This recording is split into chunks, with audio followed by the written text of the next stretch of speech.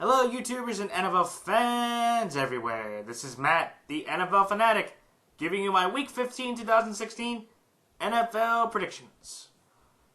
Well, this week for the Fanatic, it was a positive week. For the first time in a few weeks, I went above 500 in both my against the spread and straight up picks. Against the spread this week, I went 9-7, and straight up, I went 10-6. So now overall for the year against the spread, I am now 94, 99-7 against the spread, which is about 49%. And straight up, now I am 126, 80-2. So I've hit that 61%. There's 3 weeks to go. If I can get 3 really good weeks, I can get up to that 63, 64%, like I usually pick every year. So that's pretty good for me straight up. And I think the 500 against the spread, it's there, but I'm still a little shaky on that one. So, but overall, a very positive week for the Fanatic. I wanted to apologize to all my viewers. I know I usually put these videos on Monday afternoon, Monday evening. Monday was pretty busy for me, so I didn't have time to put all my stuff down, but I'm here today for a video, so don't be worried about that. But what a crazy week in the NFL. So many big games that had a lot of big implications.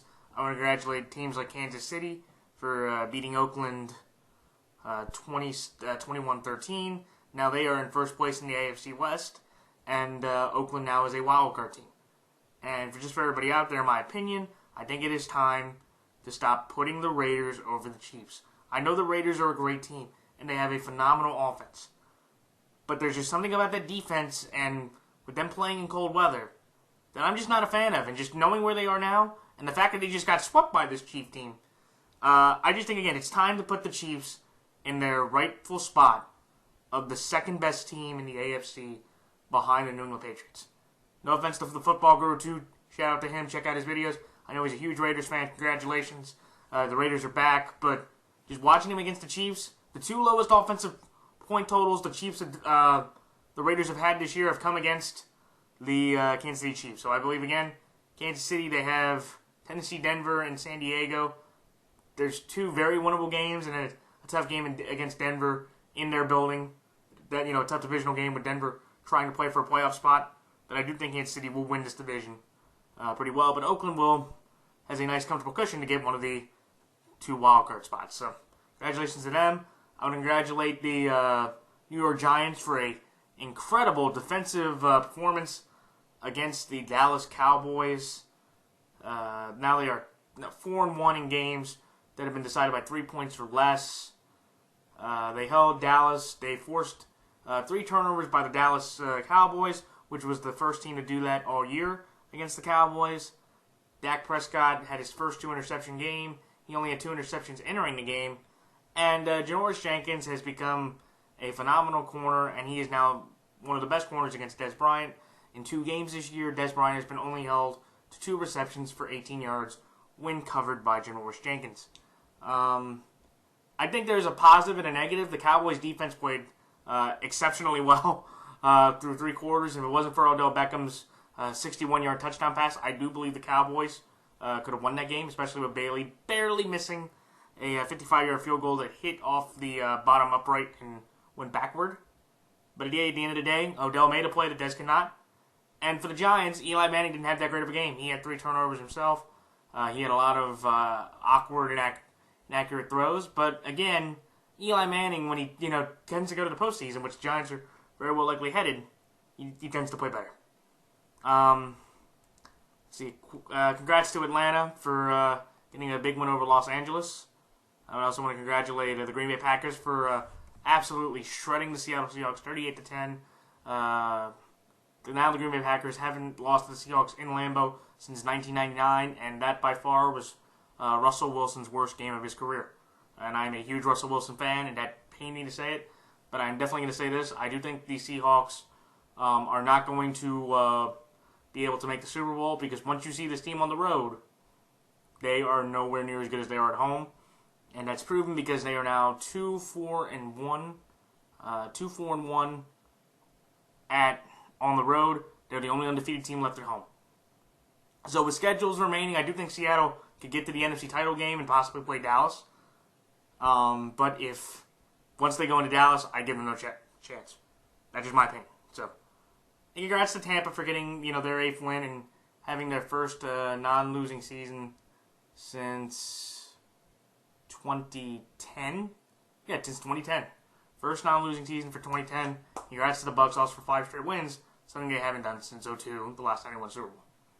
So those are my thoughts on Week 14. Time for my picks. So this Thursday, when the 8-4-1 Seattle Seahawks host the 4-9 LA Rams, the Seattle Seahawks are 15-point favorites in this game. That is way too high of a spread, even though I know the Rams just fired Jeff Fisher. By the way, that was very long overdue. But the Rams, amazingly, and again, was Jeff Fisher's specialty, he could never really play well against any non-NFC West teams. Against the NFC West teams, he actually has a winning record against NFC West teams. So even with the new coaching staff with John Fossil, the son of former head coach Jim Fossil, I do think that's too much, and I think the Rams will come to play. And that Rams defensive line always seems to have Seattle's offensive line number. So take LA plus 15, but Seattle straight up. Then on Saturday, the Saturday game, when the 8-5 Miami Dolphins go to the 4-9 New York Jets, Miami Dolphins are 2.5-point favorites in this game. I like Miami minus 2.5, and Miami straight up. And then on Sunday, when the 7-6 Green Bay Packers go to the 3-9 Chicago Bears, 3-10 Chicago Bears, the Green Bay Packers are 6.5-point favorites in this game. I like Green Bay minus 6.5, and Green Bay straight up. And then the next game, when the 2-11 Jacksonville Jaguars go to the 7-6 Houston Texans, the Houston Texans are 6-point favorites in this game. I like Houston minus 6, and Houston straight up. And then the next game, when the 0-13 Cleveland Browns go to the 6-7 Buffalo Bills, the Cleveland Browns are 10-point underdogs in this game. I like Cleveland plus 10, but I'm going to take the Bills straight up, obviously, because unlike New England, it's always good, or like New England, but the opposite, it's always good to pick against the Browns. No offense, Browns fans. And then the next game, when the 5-8 Philadelphia Eagles go to the 7-6 Baltimore Ravens, the Baltimore Ravens are 6-point favorites in this game. I like Philadelphia actually plus 6. I think that's a little bit too high just of how the Ravens have been playing, and just how erratic this Ravens offense can be. But I'm going to take Baltimore straight up in that game. And then the next game, when the 7-6 Tennessee Titans go to the 10-3 Kansas City Chiefs, the Kansas City Chiefs are 5-point favorites in this game.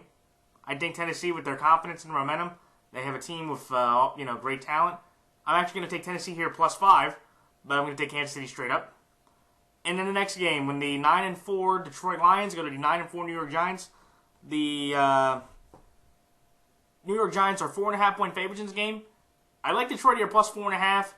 This is one of those games where I really, I'm going to hedge my bet here. I'll admit that. I will hedge my bet. I'm going to hedge my bet here and take Detroit plus 4.5 because I really think the Lions can win this game. But I'm going to take the Giants straight up because I just trust their quarterback situation right now. Because Stafford has a badly jammed middle finger, and I think that will affect him. He's going to have to wear a glove the rest of the year. And it might not be as bad as Carr's injury, but it's going to have that effect. And I think the Giants just have a better kind of defense as well. So, but that's why I'm going to take Detroit plus 1.5, but the Giants straight up. And in the next game, when the 7-6 Minnesota Vikings host the 6-7 Indianapolis Colts, the Minnesota Vikings are 4-point favorites in this game. I like Minnesota minus 4, and I like Minnesota straight up. In the next game, when the 5-7-1 Cincinnati Bengals go to the 8-5 Pittsburgh Steelers, the Pittsburgh Steelers are 3-point favorites in this game. I like Pittsburgh minus 3, and Pittsburgh straight up. And the next game, when the 5-8 New Orleans Saints go to the 5-7-1 Arizona Cardinals, the New Orleans Saints are 2.5-point underdogs in this game. I like New Orleans plus 2.5, and New Orleans straight up. And in the next game, when the 1-12 San Francisco 49ers go to the 8-5 Atlanta Falcons, the Atlanta Falcons are 13.5-point favorites in this game.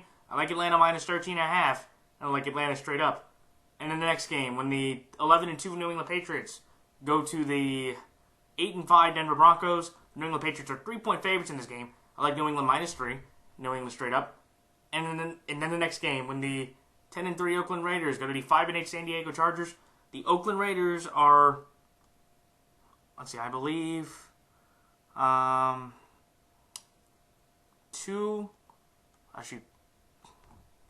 me 1 second here. I believe they are 2 or 3 point favorites. I'm going to put that in the description. I thought I wrote down their spread number, but I did not. But I'm going to take Oakland minus the points and Oakland straight up. And then for the Sunday night game, when the 8-5 Tampa Bay Buccaneers go to the 11-2 Dallas Cowboys, the Tampa Bay Buccaneers are 7-point underdogs in this game. I'd like Tampa Bay plus 7, but I'm going to take the Dallas Cowboys straight up. And then the Monday night game, when the 5-8 Carolina Panthers go to the 7-5-1 Washington Redskins. The Washington Redskins are 4.5 point favorites in this game. I like Washington minus 4.5 and Washington straight up. All right, it's time for my thoughts on each game. Seahawks over Rams. Wow, was that an embarrassing loss for the Seattle Seahawks. There were a lot of historic moments for the Pete Carroll, Russell Wilson era that ended in that game.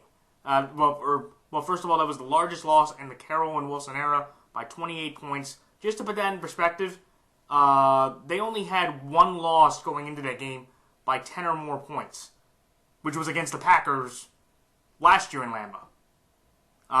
Going in 5 years, since Pete Carroll's taken over, 2012, 2013, 2015, and this year, they've only now had 2 losses in 5 years by 10 or more points. Just think about how incredible that is that streak ended, or looked that bad at that moment.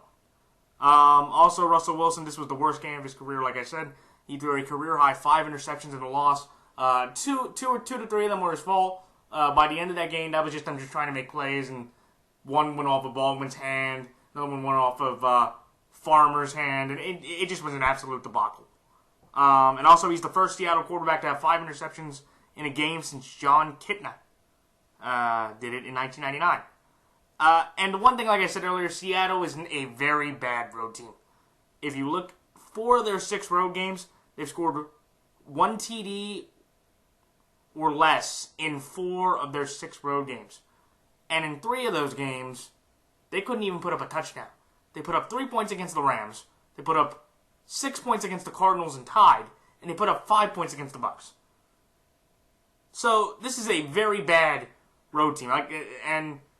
So, yeah, I've lost confidence that they're going to make the Super Bowl, because if they have to go into Dallas or if they have to go anywhere, they're not going to win against the team that plays them, because they just don't show up on defense, and they just don't show up that much as a team. I'll put it this way, their offense doesn't show up. Their defense has showed up for the most part going into the game against Green Bay. But maybe besides Atlanta, Dallas, they've had some offensive struggles lately. But I think maybe only Atlanta, if they had to go to Atlanta this time around, they would get smoked like they did against the Packers. But I do think they will lose. But fortunately, they are playing a Ram team at home, and again, they are 6-0 at home, only undefeated team left at home. That is in complete disarray right now. The Rams, of course, fired Jeff Fisher yesterday after he compiled a 35-41-1 record. He also tied Dan Reeves for the most NFL losses in NFL history, and I do wish that he could have coached for this game. It was a short week, which was the more surprising thing, that they fired him on a Monday in a short week. I would have just given him the game against the Rams, have him get killed by the Rams, and then he'll have the record, then you could fire him. Just for a little amusement, but I do wish Jeff all the best. He's not a very good coach, but he seems like a very good person. He's done a lot of good things for the NFL, and I do believe he will be around the NFL still. I do believe he will still head the competition committee, or be a part of that at least. But this Rams team has been an absolute joke. Todd Gurley now, in 20 of his last 21 games, he has ran under 100 yards. The Atlanta defense on Sunday scored as many touchdowns as the Rams offense, and Atlanta put up 6 scores on in LA. The LA Rams themselves have put up only 5 touchdowns. So one team on one game put up more total touchdowns than the Rams have had in 5 games as the LA franchise. When you look at this game, I do think Seattle wins, because this was their most embarrassing loss in the era. that this team has been around this good. They're going to be at home. They're going to be motivated. They're going to be angry. And I know John Fossil, he's got a lot of respect from some commentators I heard that know him. He's been the special teams assistant coach in Baltimore. Then he was the special teams coach in Oakland. And then he moved to St. Louis, LA. And now he's the interim head coach. And Jim Fossil wasn't that bad of a coach, so he has a little bit of a pedigree. But this is just going to be an easy win because I don't see how you can, switch coaches like that in this kind of game with an angry Seattle team that just by far plays much better at home. There's only been one game where at home they put up under, I believe, 14 points, and that was the first game against Miami. But I'm going to take LA here plus 15 because, again, Jeff Fisher and this team, their best strength was against their own division. He has a winning record against the division, and the Rams won the last 3 games against the Hawks in all actuality, and for just 15 points. This is a game where, again, Seattle's offensive line is going to get whipped by the Rams' defensive line. And I just don't trust Seattle's offense. After that kind of performance, I don't think they're going to be able to flip around that quickly into, that big of a, beating. Could the Rams be in store for it? Sure. They've been in store for some pretty big beatings over the last couple weeks. But I'm going to take the LA here plus 15 because that's just way too big of a spread. And just with how inept the Seattle offense was, they will get it going better at home. But against that Rams defense, they're going to be able to hold them to at least a 10 to 14 point game, which will cover the 15-point spread. It's going to be a lopsided game. I think Seattle handles their business, and they go on a run and finish 11-4-1. But I'm going to take LA here plus 15 because that's too many. This Rams team has played always well against Seattle, but I do think Seattle wins because this is just a mismatch at this moment. So that's why I like LA plus 15 and Seattle straight up. Dolphins over Jets. I want to congratulate Miami, 7 of 8 wins. They got a big overtime victory over the Arizona Cardinals, 26-23. They suffered a bit of a scare there with Ryan Tannehill. Everybody thought he had torn his ACL, but thankfully he did not. But it is an ACL-MCL sprain that arguably has ended his season, but he will not require surgery. The Dolphins, though, again, they've been able to play with running game and defense. Right now they have the 12th best running game in the NFL. And even though they've hit a bit of a snag, the Dolphins have now ran under 100 yards in 4 straight games. After the previous 4 games before, they had 4 games with over 100 yards rushing. And when you look at how the Dolphins are, and this Jets team, who, by the way, that's an amazing blunder by the Niners, that the Jets were sacked. Petty was sacked 6 times, and they gave up 248 rushing yards, and they were still somehow able to find a way to win. And also I'm going to congratulate Bryce Petty. He got an NFL victory. Who would have thought Bryce Petty and Case Keenum and all these other quarterbacks would have got victories in their NFL careers, but good for him. And Bilal Powell scored the first overtime rushing touchdown in Jets history. And also, I think Petty's the first QB to have his first point scored in the NFL be a 2-point conversion because he ran in for the tying 2-point conversion, or for the 3-point, 2-point conversion at that point. But this is one of those things where, again, Matt Moore, he went 5-3 as a quarterback back in 2011. He did okay. And again, he has, I believe, 12 TDs to 11 interceptions. He's thrown for about 2,500 yards, or no, a little bit lower than that. But he's thrown for about 2,500, 2,700 yards. He can, in this kind of game, win this game for the Dolphins. The last time he actually started, though, was Week 17 of the 2011 season when he played the Jets, and when the Dolphins knocked out the Jets of the playoffs. The Jets' offense, again, they're 28th in points, 23rd in yards on offense. And there's just something about this Dolphins team that I think Matt Moore at quarterback, they'll be able to run the ball more effectively. And they just have more talent.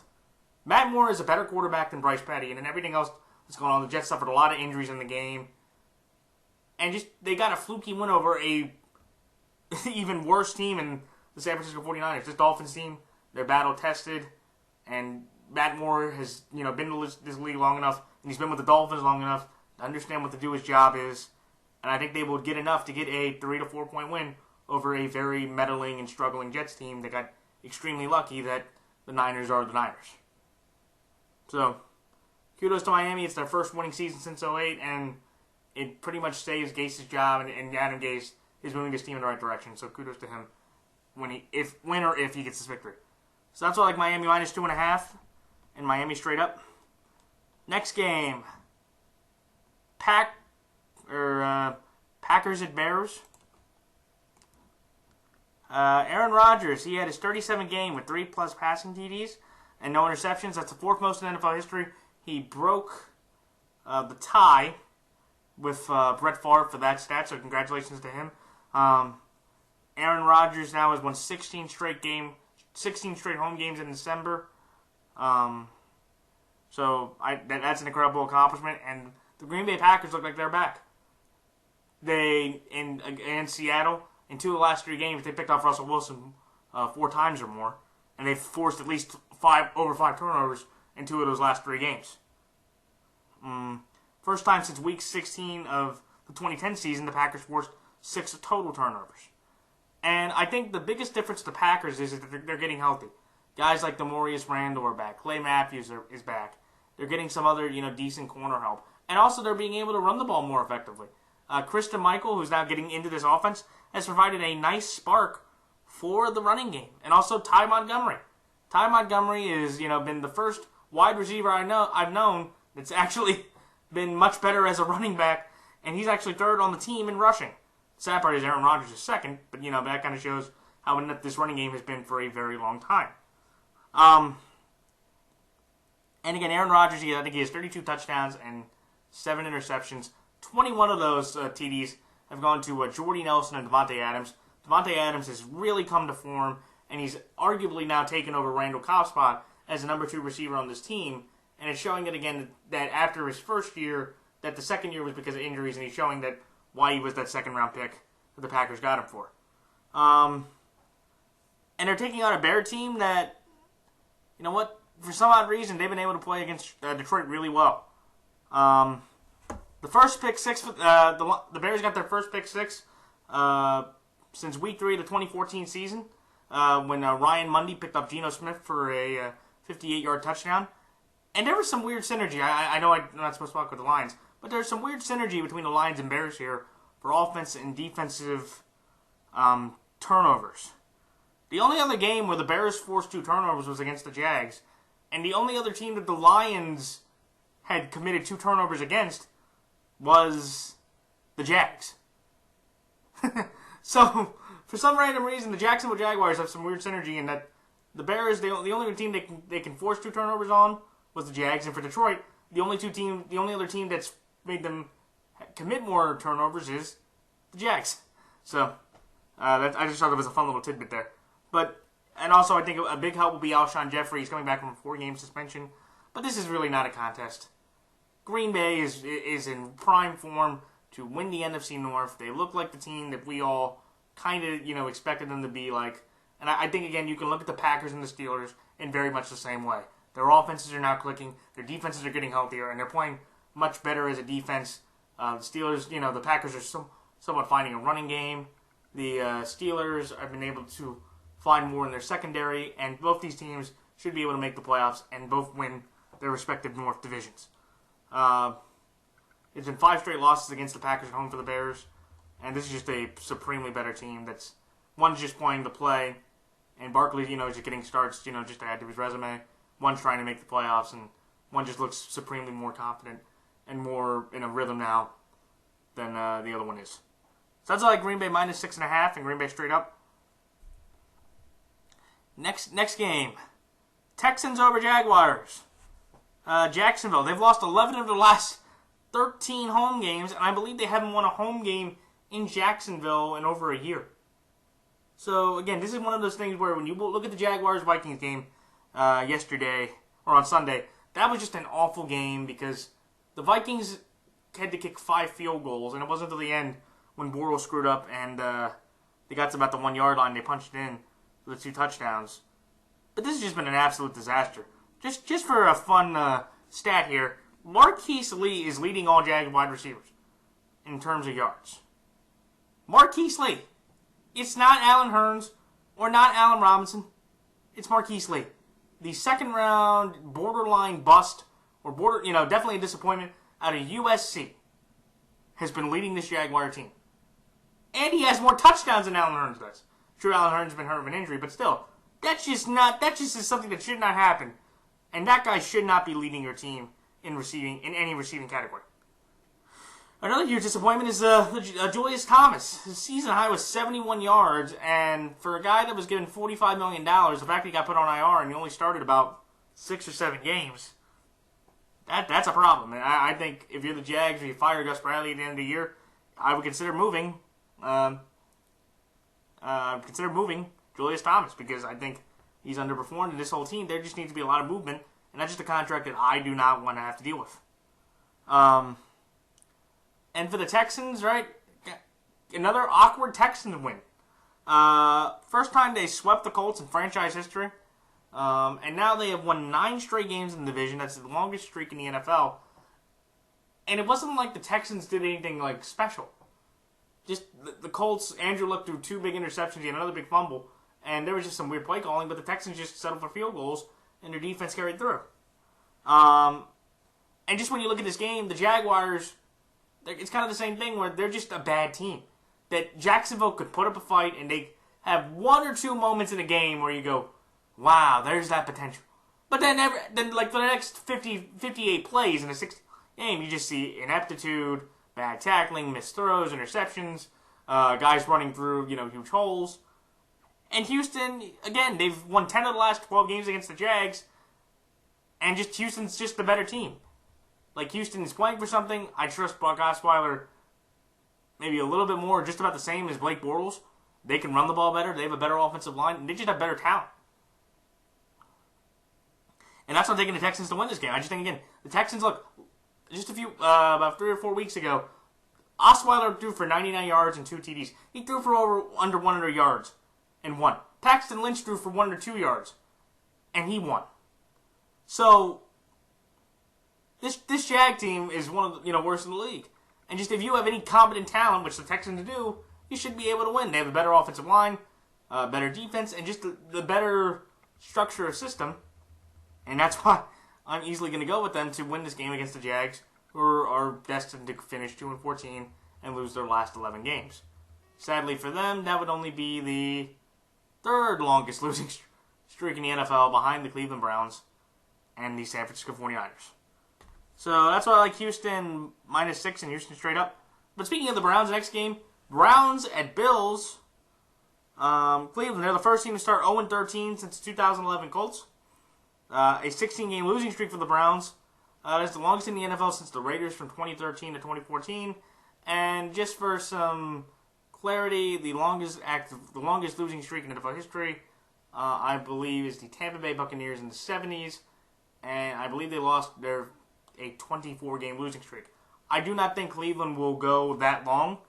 It could be possible depending on what they do at quarterback, and I've heard that they are not going to draft a quarterback. I don't know why, because I don't trust any of those QBs on the roster, and I would try to take Deshaun Watson if I could. I know he may not hit high, but I'm not going to trust Robert Griffin or Cody Kessler at quarterback with this team. And then if you look at the Browns, also I'm going to congratulate RG3. He scored his first rushing touchdown since September 2014, but he only completed 50% of his passes and threw 2 interceptions, one incredibly bad in the triple coverage.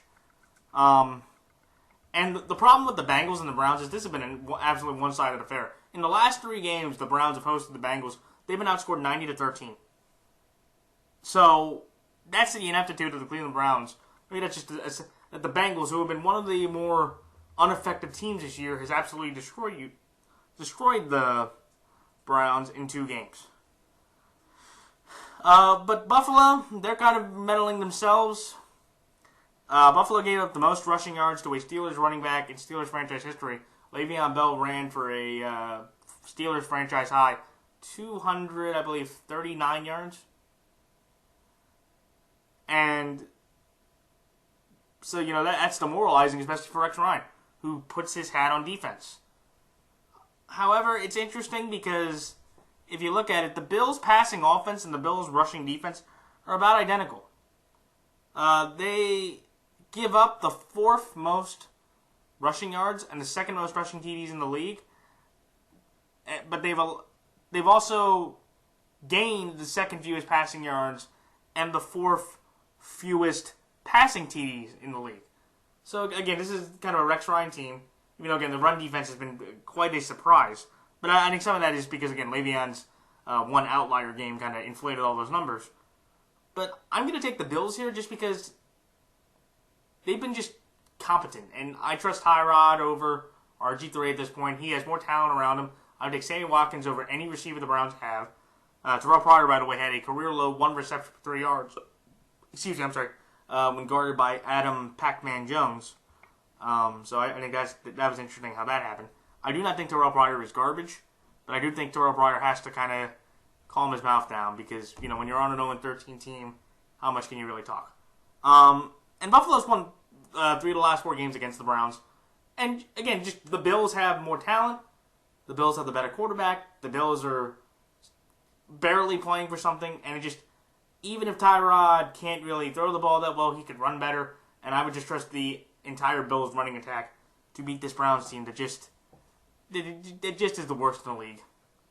Though I'm going to take Cleveland plus 10 because I think Buffalo, with how they are, how they played, kind of, you know, the almost ending feeling, I think it can make it a 7-point game.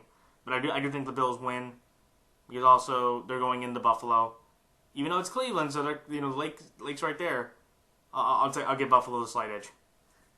So, I'm sorry, not the slight edge. I will give Buffalo the edge. So that's why I'm taking Cleveland plus 10 and Buffalo straight up. Next game, Eagles at Ravens. Philadelphia, you know what? They showed fight against the Redskins. I was kind of really amazed they'd use 3 long snappers in the game. I can't remember the last time somebody had to use 3 long snappers in the game because their first long snapper, John Dorenbos, yeah, he hurt his wrist, and his franchise record 162 consecutive game streak will be over. But now he can practice more magic, you know, so hopefully that helps him. And I just looked at, you know, again, Carson Wentz, they played, you know, Wentz played pretty well. He was able to move the chains pretty effectively until we got into the red zone. He threw his first red zone interception of his career, which was a bad throw into Stuart Ravens. But he made some plays, and the team almost had a shot to win. But, you know, it was somewhat offensive line kind of fault. When you see Kerrigan like that, you either need to throw it out of the end zone or get out of the pocket. You can't take the sack like that and cause the game-losing turnover. I also want to congratulate Darren Sproles. First player in NFL history with 30 receiving, 20 rushing, and kickoff and punt return touchdowns in NFL history. And Philadelphia, their defense loves playing Washington because the only two defensive touchdowns they've scored all year were against the Redskins by the same quarterback on the same route. It was an out route to the side that McKelvin and Jenkins both paid off and took back to the house. And again, one more quick thing on the Eagles. I don't understand this whole Paul Turner phenomenon. You know, everybody's like, oh, Paul Turner's going to be great. Well, in the first game against Green Bay, he was out there, I think, all game, and he had no receptions for no yards. He had a decent game against Cincinnati where he had 6 receptions for 80 yards, and now Paul Turner, 1 reception for 16 yards. So again, everybody in Philadelphia is talking about this Paul Turner kid. In 3 games, you know, he's had 1 good game and 2 games where he's basically non-existent. Yes, I don't understand this hype. So please, any Philadelphia fans, you know, or watch my video, just please let me know. Because I know you need wide receiver help, but I don't see all the flash in Paul Turner. Philly's defense, though, also, they've given up 26 or more points given up in 4 straight games, and they only have 1 road win, I believe, the entire year, and that was when they beat Chicago. All the other road games, they basically lost and have looked absolutely horrible. And the Ravens, even though they put up a fight against the Patriots, it wasn't even, if you look at the numbers, it wasn't even that close. About 500 yards. Brady threw for 400. They put up 30. They could have put up 40 if 2 turnovers didn't go our way. But Baltimore still is a top 5 defense in rush yards and defense in yard, or you know, in terms of yards, points per game, and running defense. And with the Eagles, they don't have that many offensive weapons to really have a lack of confidence in. You know, you got Jordan Matthews, you got Paul Turner, you got Nelson Aguilar, you got Dorial Green-Beckham who's dealing with an abdomen injury. These are a bunch of receivers that just, you know, don't have it as wide receivers. And you could argue that if any of those guys are on other teams, either they would be practice squad players on the bench or cut from this team. So I'm going to take the Ravens here just because, again, I do think the Eagles will give up less than 26 points. If they give up more than 26 points against us, that's a huge problem because our offense has just been absolutely meddling and mediocre at best. We just look at some of our numbers.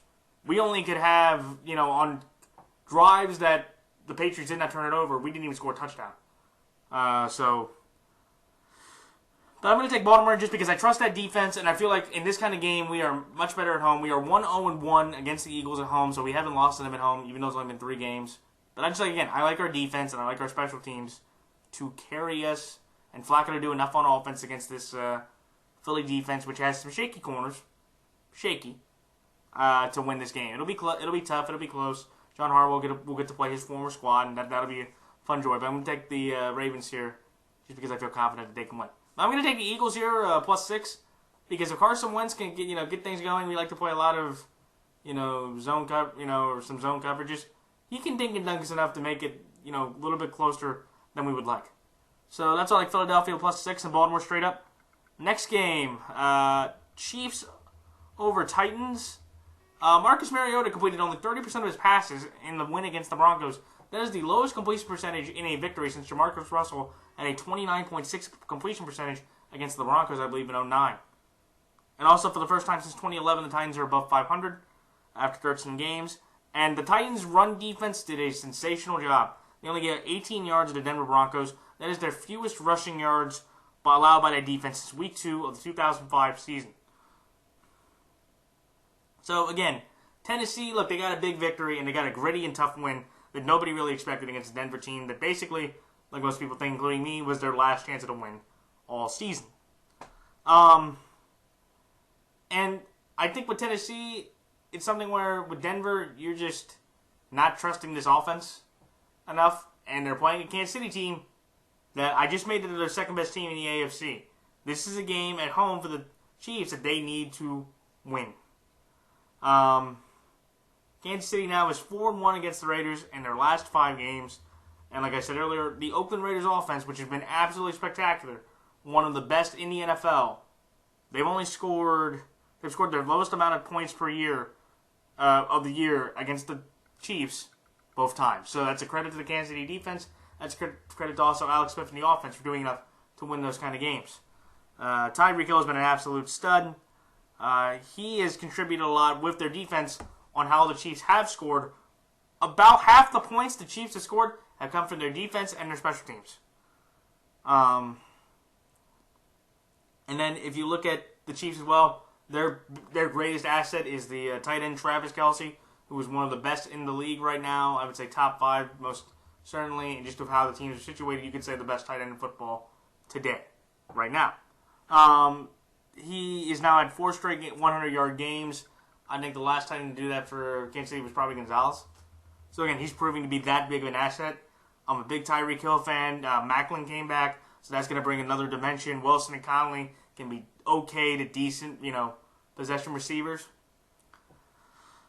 But with all the positive stuff I have talked about Kansas City, I do have a negative, and I hope that this game against Tennessee, they tend to play better in the second half. The Raiders only allow 1 or 2 yards total offense gain in the second half, and the Raiders had about 3 or 4 shots to tie the game. The most egregious one was the throw the Carr made to Cooper that went into the tops of the stadium and just fell about 2 to 4 feet in front of Amari Cooper.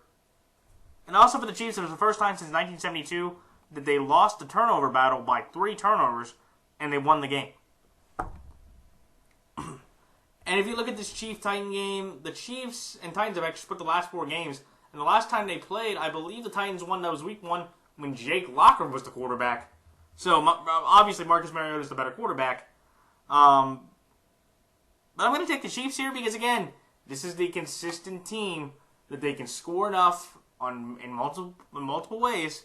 Alex Smith can play decent football and not turn it over. I don't think he's going to have a 2-turnover game against the Titans this week because the Titans' pass defense and overall defense is not very good at all, especially in their back end. And I think Kansas City gets this victory. I'm going to take Tennessee here +5 because the Titans are sneaky. They have pretty much proven in most of their games they've either had big blowouts or they've been in competitive games where they can, make it tough by the end. And I think against this Kansas City team, they're going to show that they're going to make it tough. And it's going to be an under, one-score game. And I think, again, it'll be a 4 or 3-point game. But I'm going to take the Chiefs here just because, again, they're at home. They're 20-3 in their last 23 games. Best record in the NFL. Alex Smith has won 71% of his last 80 games. That's also one of the best in the NFL. And I just trust this Chiefs team. Better on defense. I'm going to trust that better defense to limit Mariota. He's going to make a mistake against the Chiefs defense, and that'll be the difference in the game and the winning aspect of the game for the Chiefs. So that's why I like Tennessee +5, but Kansas City straight up. Next game, Lions at Giants. This one is a toss-up. I'll tell you that right now. The Giants now are 4-1 in games decided by 3 or fewer points. They also snapped a 30-game streak where they were held under 10 points or under, and they won a game. Last 30 games where they scored 10 or fewer points, they lost. So kudos to the Giants defense for that, for getting them home with that victory.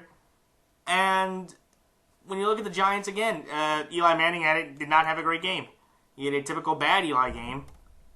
And when you just look at these two teams, they're about identical. The Lions now have 8 fourth-quarter comebacks, most in the NFL in 1 year. And Jim Caldwell has a great connection. I think the other team that had the second most comebacks was Indianapolis, who had 7 in 2009. So, when you look at these two teams, look, they split the last 6 games. The offensive lines are about the same.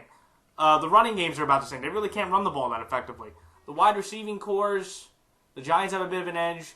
The Lions have a bit of an edge at offensive line. The Lions have a bit of an edge at this point with their front. And they're just two identical teams. Manning and Stafford, Stafford's played much better, but Manning has more around him. And honestly, I wouldn't be surprised if Detroit wins this game. That's something in Detroit +4.5. But I'm going to take the Giants here because of two things. A, it's a home game for the Giants, and this defense is going to provide a lot of pressure and a lot of problems for Matthew Stafford. And B, Matthew Stafford's hurt. That middle finger injury is a very significant injury to me. I don't think, I think he will play through it. He'll be as tough as he could. Remember, this is a guy that played through a separated shoulder and through the game-winning touchdown pass to beat the Browns for his second win of his career. But when you look at this game, I'm going to take the Giants straight up because I just trust Eli in this kind of state to have a little bit of a better game than Stafford. And Stafford just make one mistake or one bad throw because of his hand to lose this game. Or, the other way I can see it, the Giants just make one more defensive stop than Detroit. This is going to be a great game. This has huge wild card implications. Very big division implications for Detroit. Not so much for New York because I still think Dallas is going to win the division. But I'm going to take the Giants here. They have the more healthy quarterback and the better defense, and everything else kind of cancels out to me. So that's what I'm going to take the Giants to win. So that's why I like Detroit +4.5 and the Giants straight up. Vikings over Colts. Andrew Luck threw 2 interceptions only for the second time this year, and it's the first loss at home for Luck against the Texans in his career since he's come into the league. Also, Andrew Luck threw his first screen pass touchdown since Week 15 of 2013, when I believe he threw a 19-yard touchdown pass to Frank Gore. When you have Dante Moncrief and Dwayne Allen, T.Y. Hilton was the only offensive threat in the game against Houston last weekend. Everybody else really had nothing. And 2 guys, Dante Moncrief and Dwayne Allen, 2 of their better players, had no targets and no yards. You have, the Colts I think the Vikings only had 85 rushing yards combined. And the Vikings, again, they had to settle for 5 field goals until the very end when Jacksonville committed 2 big turnovers that got them in the short field that got them the victory. They had a little bit of a loss when Sharif Floyd had to go back on the IR, so he's not going to play this year, which sucks. And to me, I'm going to take Minnesota here -4 just because, again, I think Bradford is going to play a bad defense in the Coles, and just bad play calling, and I think they're going to be able to take enough of an advantage where Andrew Luck is going to be under the rest pretty much all afternoon, and he's going to make 1 or 2 mistakes against this Vikings secondary, which is definitely possible, to get the Vikings this victory. It's going to be a gritty game, and personally, I'm not a big Sam Bradford fan, so I hope Andrew Luck can play one of his better games. But I'm going to take Minnesota here -4 just because that defense is way too good, and I think Minnesota's offense can once again for the second straight week just do enough to get the win. So that's why I get Minnesota -4. Minnesota straight up. Steelers over Bengals. Ben Roethlisberger had his first red zone interception since 2014 against the Bills. But he wasn't really the story, even though he had 3 interceptions and no touchdowns, which could be a little bit concerning, but it was the snow, so you kind of give him a little bit of a break. It was Le'Veon Bell, who had a career-high 236 rushing yards, and a Steelers franchise high 236 yards, and he has the second most scrimmage yards through a 10-game stretch to begin a season in NFL history. Mike Tomlin, also I'm going to congratulate him. He earned his 100th win in about a decade. He becomes the 8th coach in NFL history to achieve 100 wins in a decade. Since he held Terrell Pryor, like I said earlier, to 1 reception for 3 yards, but they played the Browns. Nothing really important. Again, Ladarius Green only had 2 receptions for about 27 yards. Antonio Brown had 7 receptions for 70 yards. You would like to see Ben play better in the snow, but with road games, he really doesn't play that well over the last few years on the road in December. For some odd reason, he just can't play that well. Thankfully, they had the running game to force him out of it. But again, half of the wins for Cincinnati have been against the Browns. Pittsburgh, Mike Tomlin's 10-5 all time against the Bengals in his career, and this is just the closing door on a game for the Steelers that they get to have in Cincinnati to in front of the home crowd, shed Marvin Lewis's playoff hopes, and end the 5-year playoff streak. I don't think it's going to be a fun game. Pittsburgh's won 6 of the last 7 against the Bengals. I think it's going to be 7 of 8 fairly easily just without Pittsburgh's playing. They just have the far least superior team. So that's all like Pittsburgh -3 and Pittsburgh straight up. New Orleans over Arizona. The Cardinals and Dolphins combined for 6 turnovers in the first half in their game on Sunday. That was the second most turnovers in a first half this year, behind the Vikings-Eagles game when they had 7.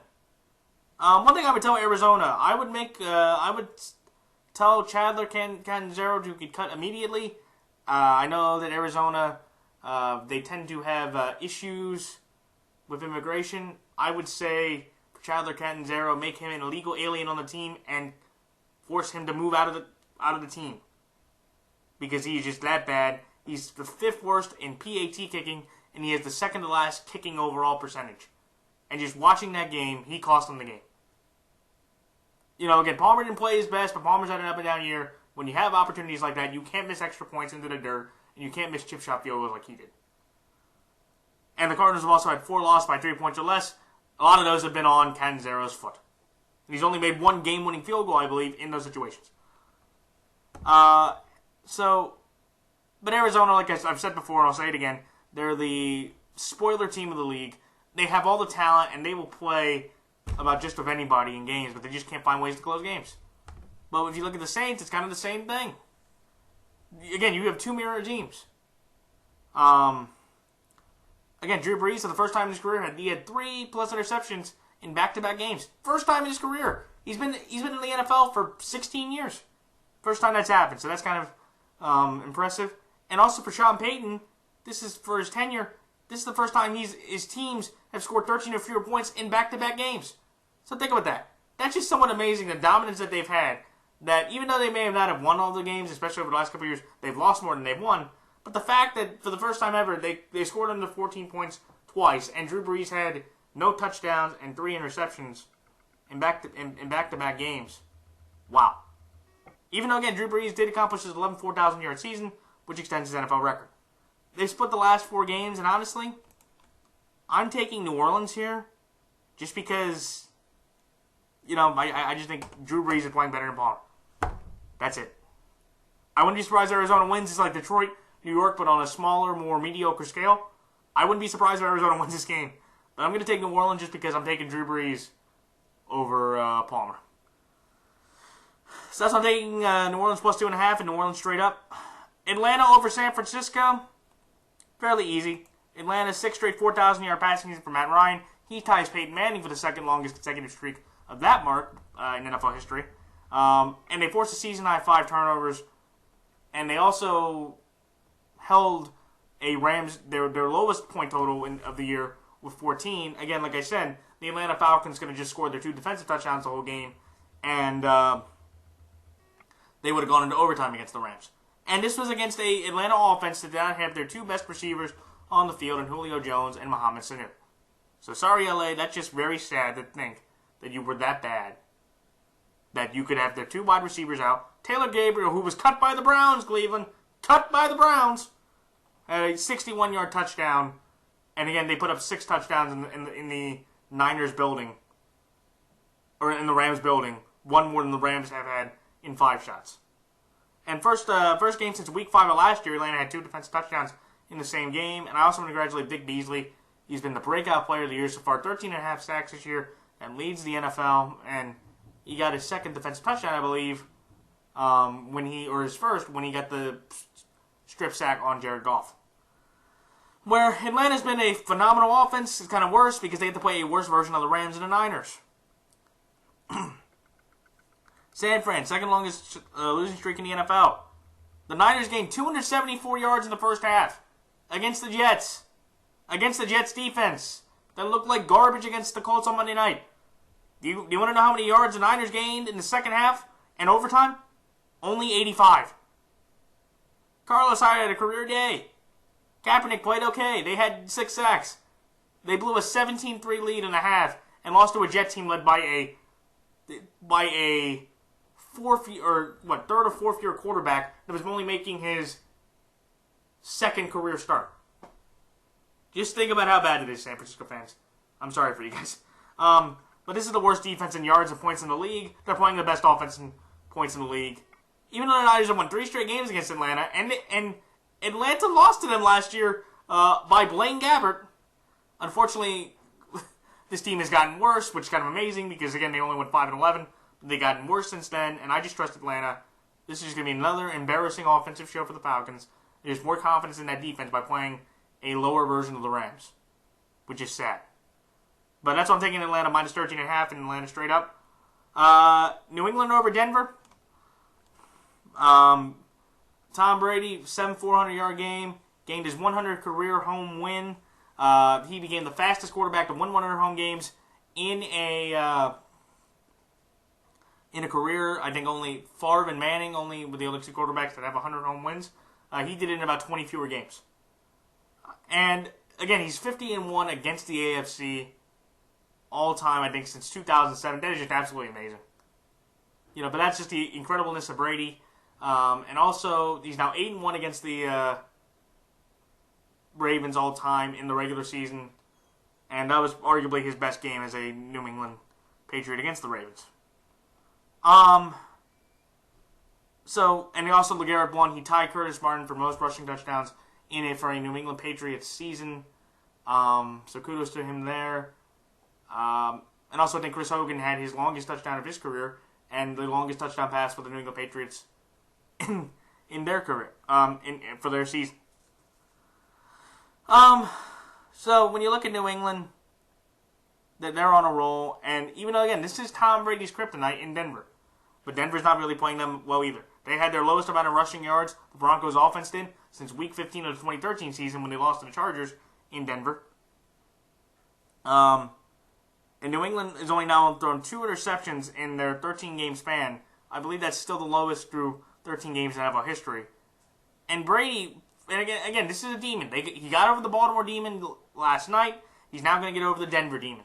Here are Tom Brady's stats in all of his career games in Denver. 60.2% completion percentage, 4,308 yards, 30 TDs, 11 interceptions. You would think, again, that's typical Brady numbers, or pretty decent Brady numbers. Maybe a little below average, pretty decent. But Tom Brady's overall record is 5-6, and he's 2-7. I'm sorry, yeah. 2-7 all-time on the road against Denver. He's lost to Peyton Manning, Brock Osweiler, Jake Plummer, Kyle Wharton. Just to name quarterbacks he lost. I think he even lost to Danny Canal. Oh, no, he beat Danny Canal, I'm sorry. But this is the one place on the road that he just somehow can't figure a way to win. Fortunately for them, they're playing a Denver team that's completely on the ropes here. Denver has had 5+ losses for the first time since the 2011 season. They also have, even though they have the number 1 pass defense, they have the 3rd worst running defense in the league. And with that trio of Blunt, White, and Lewis, that should be a great advantage for New England to take advantage of. And again, I'm just taking New England because I just don't trust Denver. This Denver defense is not nearly the same like it was last year, and this is Trevor Siemian. He could put up points against the KC defense, but they still lost that game. I don't think he's going to put up points against the New England defense, which is 2nd overall in points, 9th in yards. New England gets this win easily, and they get more redemption and more confidence by getting rid of the Denver Demons this year by beating them in Denver. So that's why I like New England -3, New England straight up. Next game, Raiders over Chargers. Oakland's 1-4 against the Chiefs since Carr started for them. And he's lost now all 3 games in KC. And Derek Carr is now 0-3 in kickoff temperature when he's under 50 degrees. He had the game against Denver where he had about 135 yards in 2015. He had the game against Kansas City last year where he didn't do that well. And he also, I think, threw for the 3rd fewest yards in NFL history of 40+ pass attempts. He only threw for 117 yards. So this was his worst game of the year. But fortunately, they're playing the Chargers, who just keep piling up injuries. We can add Melvin Gordon, who has a hip injury, and Joey Bosa went off a neck injury. This is the number 2 scoring offense. And the Raiders just right now just are supremely more healthy and talented than the Chargers. They have the number 2 scoring offense, and this is the first time for the Raiders they're trying to sweep the Chargers in back-to-back years since the 2000-2001 seasons. So again, I thought I'd put the spread in here. I'll put it on the bottom. I'm going to take Oakland minus the points because I believe it's under a touchdown. And I will take the Raiders with all their injuries over the Chargers in that low spread. So that's something Oakland against the spread straight up. Cowboys over Bucks. Tampa has the 16th best overall defense in the league. It's also the first 5-game winning streak for the Bucks since 2002. Jameis Winston didn't account for a touchdown in his career for the first time ever in his high school, college, or pro career. And Tampa's on a roll. They have a defense that's hot, they have an offense that's hot, and they have a confident team. They're playing a Dallas team that needs momentum and needs a confidence-building win, and I'm going to give it against Tampa. Just because, again, they have a better offensive line, so Tampa's defense isn't going to do that much. I don't think Dak's going to make that many mistakes as often. I just think, again, Dallas has more weapons, and I think with the way Dallas' defense played, Dak will take advantage of that and make more plays against the Bucs defense to get this victory. And they need to after Dallas only won 1 of 15 on 3rd down for the 2nd straight game with only 1 3rd down conversion. Also, he's at a 3-game stretch where he's thrown for under 200 yards, and Tony Romo never had a streak like that, just for the record. And I'm taking Dallas here just because this is a game at home. They've been extremely confident, and I feel like with this kind of game against a Tampa team that has been rising but hasn't been playing as consistent as Dallas has, Dallas reasserts their control and plays one of their better games like they have all year, and they get a big win over Tampa to reaffirm the number 1 spot. So that's why I like Tampa Bay, but it's going to be a close game, so I think it's going to be under a touchdown. That's why I like Tampa Bay +7 and Dallas straight up. And lastly, Redskins over Panthers. Kirk Cousins, first QB with multiple 4,000-yard seasons for the Redskins. Deshaun Jackson has 21 career touchdowns at 50-plus yards. That's 7 more than any other player since 2008. And Deshaun Jackson only needs 1 more 80-plus yard touchdown to tie the NFL record for most 80-yard touchdowns, which is 5 held by 3 receivers. Cam Newton's now had 4 straight games of under 50% completion percentage. That's worse than the NFL. I think that's the longest streak for any quarterback this year. And they had a 20-point lead against the Chargers. That's the largest lead against an AFC team since 2012, against the Chargers themselves, ironically. They've lost 4 straight to the Panthers. Washington has. But Washington's just a purely better team. Josh Norman's going to be motivated to play his former team. And just Carolina just has nothing left. And they just got lucky that San Diego didn't have anything either.